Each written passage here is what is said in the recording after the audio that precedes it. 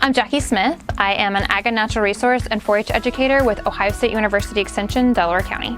My name is Russ Johnson. I live with my family. I live in Wayne County, Ohio, where we raise 35 to 40 brood ewes, around 35 to 40 brood ewes, and about 10 meat goats. In a perfect world, all of our sheep and goats would have babies on their own. But sometimes those mamas need assistance from us humans. So I wanted to figure out what the prevalence or the rate of assistance was in farms throughout Ohio and across the country.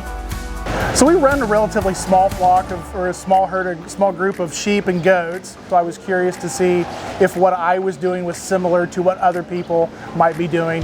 So as you go through and look at different research that's already been done for lambing or kidding assistance, numbers vary greatly. You can find anything out there from 15% on a Scottish farm all the way up to 50% on a New Zealand farm. So I was trying to get a little bit better survey of here in America and Ohio what we have as a prevalence or a rate of assistance for our small ruminants. The survey was about the prevalence of birthing issues that exist within the females of the goats and sheep, and also the prevalence of the time or the amount of times that we have to assist with birthing with those females. In livestock farming, we have such small margins. We want to be sure that we get every birth we can, specifically every live birth we can, so we can get as much profit as possible. Specifically with this study, when we're talking about lambing and kidding assistance, we even looked into how long each of these producers are waiting to help assist a birth. A good rule of thumb is 30 minutes. It's really hard for some producers to understand how long that ewe or doe has been trying to actively give birth. The evolutionary, amazing technology that we have with barn cameras these days, we're able to look back and kind of have a little bit better understanding of how long she's been actively pushing or actively trying to give birth, and we can intervene in a more appropriate time frame. We have an app on our phone that we track all of our animals that are on the farm, so we're able to have that information available at a moment's notice.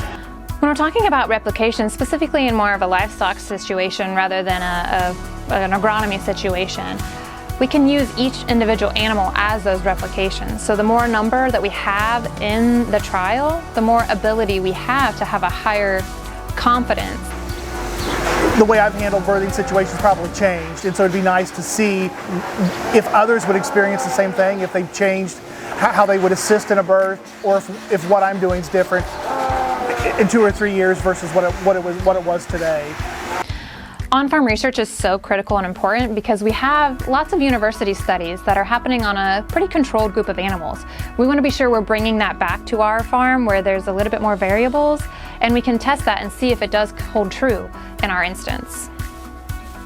For our survey results, we had 124 respondents from 34 states and 4 different countries, including Australia, Canada, the United States, and Portugal. Our total ewes and does represented in this survey was 4,000 even. The number of ewes and does that were assisted for birth in the survey was 477.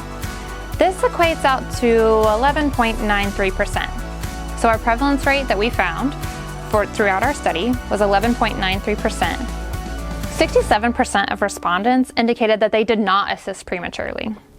This would be maybe if you were tired and trying to get to bed earlier, or if you had a ewe or doe that had started in labor and you had another activity to get to. Of those that did have to assist, 58% only had a gentle assist. They didn't actually have to reach in to pull the lambs or kids. 26% had a medium pull difficulty, where it took less than 10 minutes to deliver the lambs or kids. 13% had a hard pull, where it took more than 10 minutes to deliver the lambs or kids. And 2.5% had to perform a C-section and make that surgical decision to get the lambs or kids out. When asked if this assistance year was normal compared to their average years, we did get a bell curve, with 48% of our respondents saying it was the same as average. So we can say, in fact, that our results of 11.93% assistance rate is indeed true to form.